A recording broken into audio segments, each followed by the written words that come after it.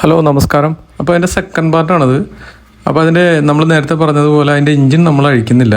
അപ്പോൾ ബാക്കി ഹാഫ് എഞ്ചിനായിട്ടാണ് ഹെഡൊന്നും അഴിക്കുകയാണ്. അപ്പോൾ ഹെഡ് കുറച്ച് ആളതിലിരുന്നുണ്ട്. അപ്പോൾ അതിൻ്റെ കരിയൊക്കെ ഒന്ന് കളഞ്ഞ് അതിൻ്റെ വാൽവൊക്കെ ഒന്ന് ലാപ്പ് ചെയ്ത് അങ്ങനെയുള്ള കാര്യങ്ങൾക്ക്. പിന്നെ അതിൻ്റെ ഓയിൽ പൈപ്പ് ഊരുമ്പോൾ നമ്മൾ പ്രത്യേകം ശ്രദ്ധിക്കണം കേട്ടോ. കാരണം എന്ന് വെച്ച് കഴിഞ്ഞാൽ 2 ടൈപ്പിൽ ഓയിൽ പൈപ്പ് വന്നിട്ടുണ്ടായിരുന്നു. കാരണം നമുക്ക് സ്പാനറിട്ട് പിടിക്കാൻ പറ്റുന്ന സ്പാനറിട്ട് പിടിക്കാം. അപ്പോൾ ഓയിൽ പൈപ്പ് ഊരുമ്പോൾ ഒന്ന് ശ്രദ്ധിച്ച് കഴിച്ചില്ല ചിലപ്പോൾ അത് മടങ്ങി അവിടെ ഒടിഞ്ഞു പോകാനൊക്കെ ചാൻസ് ഉണ്ട്. അപ്പോൾ ഇതിൻ്റെ ഹെഡിൻ്റെ സൈഡിൽ ഇത് കാണാം, നിങ്ങൾക്ക് കാണാം. അതിൻ്റെ വിങ്സ് ഒരെണ്ണം പൊട്ടിയിട്ടുണ്ട്. അപ്പോൾ നമ്മുടെ അടുത്ത് വരുന്നതിന് മുമ്പേ പൊട്ടിയിരിക്കുന്നതാണ്. അപ്പം അന്നതിനുള്ള സംഭവങ്ങളൊന്നും നമ്മുടെ ലെയ്ത്തിൽ ഉണ്ടായിരുന്നില്ല, ദൂര സ്ഥലത്താണ് കൊണ്ട്. ഇപ്പോൾ നമുക്ക് അലുമിനിയം വെൽഡിംഗ് ഒക്കെ നമുക്ക് അവിടെ തന്നെ വന്നുകൊണ്ട് വളരെ ദൂരം. അപ്പോൾ വിങ്സൊക്കെ റെഡിയാക്കി തരും. ആ പണി കഴിയുമ്പോൾ കാണാൻ പറ്റും.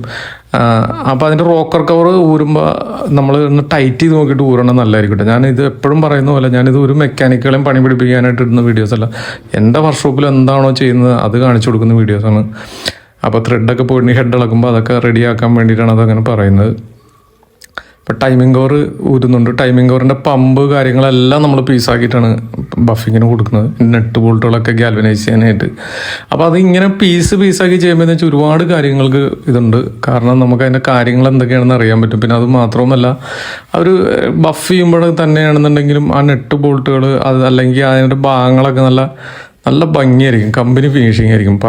ഞാൻ പല സ്ഥലത്തുനിന്നും ബഫ് ചെയ്യാൻ കണ്ടിട്ടുണ്ട്. പല സ്ഥലത്തുനിന്നും ബഫ് ചെയ്യാൻ ചെല്ലുമ്പോൾ ഇതൊന്നും പമ്പൊന്നും പമ്പൊക്കെ പീസാക്കുന്നുണ്ട്. അതിനകത്തൊക്കെ അഴുക്ക് കയറാൻ ചാൻസ് കൂടുതലാണ്. അപ്പോൾ ഗിയറിൻ്റെ സൈഡ് നമ്മൾ ഇതിൻ്റെ സ്പ്രിങ് കാര്യങ്ങളൊക്കെ ഒന്ന് മാറാനായിട്ട് അഴിക്കുന്നുണ്ട്. ഗിയർ ബോക്സ് അഴിക്കേണ്ട, അതിന് കംപ്ലയിൻസ് ഒന്നുമില്ല. അതിൻ്റെ സ്പ്രിങ് പിന്നെ അതിൻ്റെ MS ക്യാപ്പ് അങ്ങനെയുള്ള സാധനങ്ങളൊക്കെ മാറി, അതൊക്കെ നിസ്സാര പൈസ ഉള്ളൂ. അപ്പോൾ അതിൻ്റെ ഓപ്പറേഷൻ കാര്യങ്ങളൊക്കെ ഒന്ന് അഴിച്ച് ക്ലീൻ ചെയ്ത്, അപ്പോൾ ഇതിൻ്റെ ഞാൻ നേരത്തെ പറഞ്ഞ പോലെ ഒരു 3, 4, 5 പാർട്ടായിട്ടാണ് ഇത് സെറ്റ് ചെയ്തേക്കുന്നത്. അപ്പോൾ നിങ്ങളെല്ലാം കാണാൻ, എന്നാലും ഒരു വണ്ടി നമ്മൾ എന്തൊക്കെയാണ് റീസ്റ്റോറേഷൻ ചെയ്യുന്നത് മനസ്സിലാവുള്ളൂ. അപ്പോൾ ഇതിൻ്റെ ഗിയർ ബോക്സിന് വേറെ കംപ്ലയിൻ്റ് ഒന്നും ഇല്ലാത്തവരെ നമ്മൾ ഗിയർ ബോക്സ് ഫുൾ അഴിക്കുന്നത്. അപ്പോൾ അതിൻ്റെ ക്ലച്ച് നമ്മൾ ഊരുവാണ്. ഇലക്ട്രയുടെ ക്ലച്ച് കവർ എനിക്ക് ഭയങ്കര ഇഷ്ടമാണ്. കാരണം എന്ന് വെച്ചാൽ ഒരു പ്രത്യേക ഭംഗിയാണ് അത് കാണാൻ. പലർക്കും ഇഷ്ടപ്പെടാറില്ല, പക്ഷേ എന്നാലും എനിക്ക് ഭയങ്കര ഇഷ്ടമുള്ളൊരു ക്ലച്ച് കവറാണത്. അപ്പോൾ ഇതിനകത്ത് പണ്ട് പോലെ യൂസ് ചെയ്തേക്കുന്ന 3 പ്ലേറ്റ് ക്ലച്ച് തന്നെയാണ് കേട്ടോ. 4 പ്ലേറ്റ് അന്ന് വണ്ടി എൻ്റെ അടുത്ത് വരുമ്പോൾ തൊട്ട് 3 പ്ലേറ്റ് തന്നെയാണ്.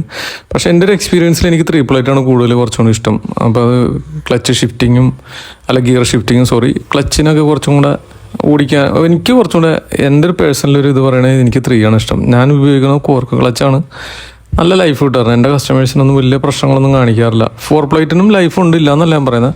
പിന്നെ എന്ത് ക്ലച്ച് ഇട്ടാലും ഞാൻ നേരത്തെ എൻ്റെ വീഡിയോസിലൊക്കെ പറയുന്നത് പോലെ നമ്മൾ യൂസ് ചെയ്യുന്ന പോലെ ഇരിക്കും എല്ലാത്തിൻ്റെയും ലൈഫും കാര്യങ്ങളൊക്കെ.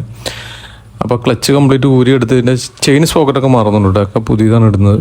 അപ്പോൾ അതിൻ്റെ ഫൗണ്ടേഷൻ കാര്യങ്ങളൊക്കെ നമ്മൾ അഴിച്ചെടുത്ത് ഇട്ട് വേണം. അത് നമ്മളിതിൻ്റെ എൻജിൻ നമ്മൾ ഊരിയെടുക്കുന്നത് ലിഫ്റ്റ് ഇതിനകത്താണ്, വിഞ്ചിലാണ് ഊരിയെടുക്കുന്നത്. അപ്പോൾ അത് നമ്മളെ ചേസിനോ കാര്യങ്ങൾക്കോ അല്ലെങ്കിൽ വേറെ പ്രശ്നം ഞാൻ പിന്നെ എല്ലാവർക്കും അറിയാം, ഞാൻ ഒറ്റയ്ക്ക് വർക്ക്ഷോപ്പിലുണ്ട്, ഇത് എടുത്ത് പൊക്കാനും സഹായിക്കാനൊന്നും വേറെ ഇല്ല. അപ്പോൾ അതുകൊണ്ടാണ് നമ്മൾ ഇങ്ങനെയുള്ള സിസ്റ്റങ്ങളൊക്കെ ചെയ്തത്. പിന്നെ അതിൻ്റെ ചേസിൻ്റെ പൈപ്പിനൊക്കെ കുറച്ചും കൂടെ എഞ്ചിൻ താഴത്തോട്ട് ഇറക്കുമ്പോൾ അവിടെയൊക്കെ വളഞ്ഞ് മിക്ക വണ്ടിയുടെയും നമുക്ക് കാണാൻ പറ്റും. ഇപ്പോൾ പണ്ട് കാലങ്ങളിൽ നമ്മളും ചെയ്തുകൊണ്ടിരുന്നത് അങ്ങനെയൊക്കെ തന്നെയായിരുന്നു. അപ്പോൾ അതിൻ്റെ പോരായ്മകൾ നമ്മൾ മനസ്സിലാക്കിയപ്പോഴാണ് ഇങ്ങനെ ചെയ്ത്. കാരണം എഞ്ചിൻ കയറ്റാനായിട്ട് ഭയങ്കര ബുദ്ധിമുട്ടായിരിക്കും. അതിൻ്റെ പൈപ്പ്, അതിൻ്റെ ആ ബ്രീത്തർ ഹോൾഡർ കയറുന്ന ബോൾട്ട് കറക്റ്റ് ആവില്ല. അത് അങ്ങനെയല്ല, കറക്റ്റായി നിൽക്കും. അപ്പം ഇങ്ങനെയൊക്കെ ഊരി കഴിയുമ്പോൾ അതിനൊന്നും വലിയ കേടുപാടുകളൊന്നും വരില്ല. പിന്നെ അതുപോലെ എളുപ്പം പരിപാടികളാണ്, കാരണം ആരുടെ സഹായം വേണ്ട. അപ്പോൾ ഇത് അതുമ്പോൾ വെച്ചിട്ട് ഞാൻ നേരത്തെ പറഞ്ഞാൽ എഞ്ചിൻ അഴിക്കുന്നില്ല, എല്ലാം ഊരി ഹാഫ് എഞ്ചിനായിട്ടാണ് നമ്മൾ ചെയ്തേക്കുന്നത്. അപ്പോൾ ഇത്ര ഊരിയാണ് ബഫ് ചെയ്യാൻ കൊടുക്കുന്നത്. അപ്പോൾ ബോഡിയൊക്കെ പീസാക്കും. ഇതിൻ്റെ വയറിങ് ഹാർനസ്സൊക്കെ നമ്മൾ പുതിയത് തന്നെയാണ് യൂസ് ചെയ്യുന്നത്. ഇപ്പോൾ ഇത്രയും നാളെ ഇരുന്നതായതുകൊണ്ട് പഴയത് യൂസ് ചെയ്യാറില്ല. പിന്നെ അത് കിട്ടാൻ ഇച്ചിരി ബുദ്ധിമുട്ടാണ്. എന്നാലും നമ്മൾ കമ്പനിക്ക് ഓർഡർ ചെയ്താൽ ഇങ്ങനെയുള്ള സാധനങ്ങളൊക്കെ കിട്ടാൻ ചാൻസ് ഉണ്ട്. സീറ്റിൻ്റെ ബോൾട്ടൊക്കെ ചെയ്യുമ്പോൾ നമ്മൾ ഊരിയെടുക്കണം. അതെന്താണെന്ന് വെച്ച് കഴിഞ്ഞാൽ ആദ്യമേ ഇതൊക്കെ ഊരിയാലേ എല്ലാം കറക്റ്റാവുള്ളൂ. ഇത് വർഷങ്ങളായിട്ട് ഇരിക്കണതൊക്കെ ഇരിക്കും. ഇതെല്ലാം പണിയും കഴിഞ്ഞാൽ നമ്മൾ സീറ്റൊക്കെ വെച്ച് മുറുക്കുമ്പോഴായിരിക്കും ചിലപ്പോൾ അതിൻ്റെ ത്രെഡൊക്കെ പോയി കഴിഞ്ഞാൽ പിന്നെ നമ്മൾ വെൽഡിങ് വർക്ക്ഷോപ്പിൽ കൊണ്ടുപോയി വെൽഡ് ചെയ്തൊക്കെ ഊരി കഴിഞ്ഞാൽ അതിൻ്റെ പെയിൻ്റൊക്കെ പോകും. അതുപോലെ ഇതിൻ്റെ ചേസ് വേറൊരു കളറിലാണ്, അപ്പോൾ അതുകൊണ്ടാണ് അങ്ങനെയൊക്കെ ചെയ്തത്. അതേപോലെ തന്നെ ഹാൻഡിൽ ബാറിൻ്റെ ബോൾട്ടുകൾ ഒക്കെ നമ്മൾ ആദ്യമേ തന്നെ എല്ലാം ചെക്ക് ചെയ്യണം കേട്ടോ. കാരണം മിക്ക വണ്ടി വർക്ക്ഷോപ്പിൽ വരുമ്പോൾ കാണാം ഹാൻഡിൽ ബാറിൻ്റെ ബോൾട്ടിന് ത്രെഡേ കാണുമല്ലോ. അപ്പോൾ അതൊക്കെ എല്ലാം സ്റ്റാൻഡേർഡ് ആണെങ്കിൽ നമ്മൾ റീസ്റ്റോറേഷൻ അഴിക്കുമ്പോൾ എല്ലാ പാർട്ടുകളും എല്ലാം അഴിച്ച്, അതാണ് നമ്മൾ റീസ്റ്റോറേഷൻ കൊണ്ട് ഉദ്ദേശിക്കുന്നത്. അതായത് ഒരു പുതിയ വണ്ടി നമ്മൾ ഷോറൂമിൽ നിന്ന് എങ്ങനെ എടുക്കണോ ആ ഒരു കണ്ടീഷൻ ആയിരിക്കും. അപ്പോൾ എല്ലാ ആവശ്യമുള്ളത് നെട്ട് ബോൾട്ടുകൾ, കൂടുതലാത്ത നെട്ട് ബോൾട്ടുകളൊക്കെ മാറുക, ത്രെഡില്ലാത്തതൊക്കെ മാറുക, അല്ലാതെ അത് തന്നെ ചെയ്യണ പരിപാടിയൊന്നുമില്ല. അല്ലെങ്കിൽ ഇപ്പം നമ്മൾ നേരത്തെ പറഞ്ഞ പോലെ ഒരു സാധനം എടുത്ത് അങ്ങോട്ട് വെക്കലും ഒരു സാധനം എടുത്ത് ഇങ്ങോട്ട് വെക്കലല്ല ഒരു റീസ്റ്റോറേഷൻ. കസ്റ്റമർ എന്താണോ ആഗ്രഹിക്കുന്നത് അതിന് ഒരുപടി മുന്നിലായിരിക്കണം എപ്പോഴും റീസ്റ്റോറേഷൻ കൊണ്ട് ഉദ്ദേശിക്കുന്നത്. അപ്പോൾ അവർ ശരിക്കും പറഞ്ഞാൽ ഇത്രയും ഒരു പുതിയ വണ്ടി മേടിക്കുന്നതിലും കൂടുതൽ കാശ് മുടക്കുമ്പോൾ അവരത് പ്രതീക്ഷിക്കുന്നത് ഒരു മിനിമം ഒരു ഇതുണ്ടാവില്ല, അതിലും മേലെ ആയിരിക്കണം എന്നുള്ളൊരു അഭിപ്രായക്കാരനാണ് ഞാൻ. പിന്നെ ഇതിൻ്റെ എല്ലാ പാർട്ട് ചെയ്യുമ്പോഴും അല്ലെങ്കിൽ പെയിൻറ്റിങ്ങിലാണെങ്കിലും സീറ്റിൻ്റെ വർക്കാണെങ്കിലും അങ്ങനെ മഡ് ഗാർഡിൻ്റെ എല്ലാ ഇതിലും എൻ്റെ കസ്റ്റമറിൻ്റെ നല്ലൊരു ബാക്കപ്പ് എനിക്ക് ഉണ്ടായിരുന്നു. അപ്പോൾ അവർ നല്ലൊരു സഹകരണം ഉണ്ടായിരുന്നു പുള്ളിയുടെ നിന്ന്. എന്തിനും പുള്ളിക്ക് എൻ്റെ ഒരു അഭിപ്രായത്തിലാണ് ഇത് ചെയ്യാനുള്ളൊരു താല്പര്യത്തിലാണ് ഇത് ചെയ്തത്. അപ്പോൾ അത് വലിയൊരു കാര്യമായിട്ട് ഞാൻ കാണുന്നു. അദ്ദേഹത്തിന് ഒരു താങ്ക്സ്, സ്പെഷ്യൽ താങ്ക്സ്.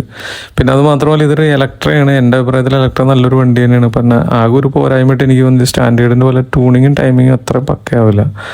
പിന്നെ അതിൻ്റെ സാധനങ്ങൾ കിട്ടാൻ ഇച്ചിരി ബുദ്ധിമുട്ട്. പക്ഷേ എന്നാലും നമുക്ക് മറ്റുള്ള വണ്ടികളുടെയൊക്കെ ആയിട്ട് സൂട്ട് ചെയ്തെടുക്കുക എന്ന് വെച്ചാൽ നമുക്ക് വണ്ടി നമുക്ക് ഉപേക്ഷിക്കാൻ പറ്റില്ല. അപ്പോൾ നമുക്കൊരു നല്ല റീസ്റ്റോറേഷൻ വീഡിയോയിൽ കാണാം.